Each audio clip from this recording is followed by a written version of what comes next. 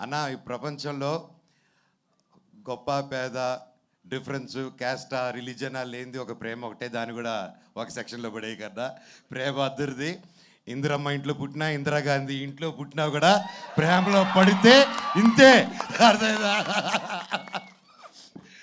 So first of all ETV విన్కి congratulations.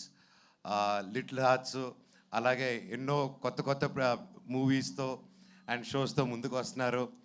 And నా journey నా 2.0 ఇంత గొప్ప మనుషుల మధ్యన స్టార్ట్ అయింది ఉస్తాద్ అనే షోతో. Thank you sir.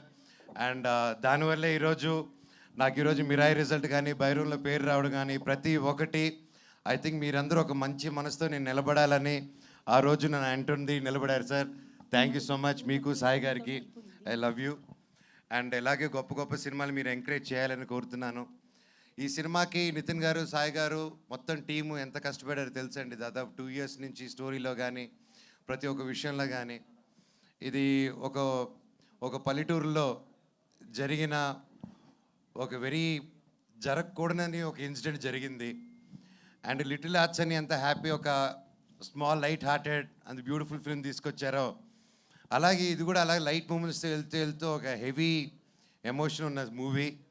అండ్ అది నేను చెప్పలేకపోతున్నాను ఇప్పుడు, ఎందుకంటే దీని గురించి ఆ పాయింట్ గురించి ఎక్కువ మాట్లాడాలి. ఈ సినిమా ఖచ్చితంగా బ్లాక్ బస్టర్ హిట్ అవుతుంది, పెద్ద విజయం అవుతుంది, అన్ని అవార్డ్స్ వస్తాయి.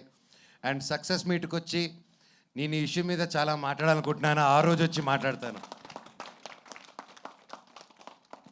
అండ్ ప్రొడ్యూసర్స్ గారికి, ప్రతి ఒక్కరికి, నందిపాటి గారికి, బన్నీవాస్ గారికి, ప్రతి ఒక్కరికి, each and every one, music director గారికి, లిరిక్స్ సార్కి, ప్రతి ఒక్కరికి సారీ పేరు నా తమ్ముడు. All the very best. ఇలాగే తీసావు నువ్వు ఏమ్మా. You also did a very good job. God bless you. ఎవరైనా పేర్లు మర్చిపోయింటే సారీ. శివాజీ అన్న, లవ్ యూ.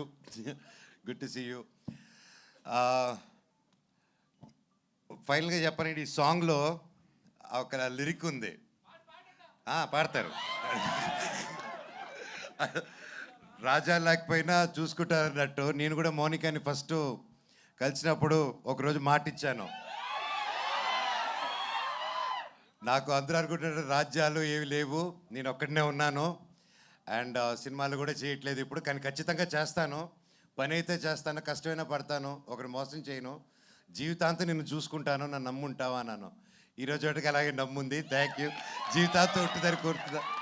అండ్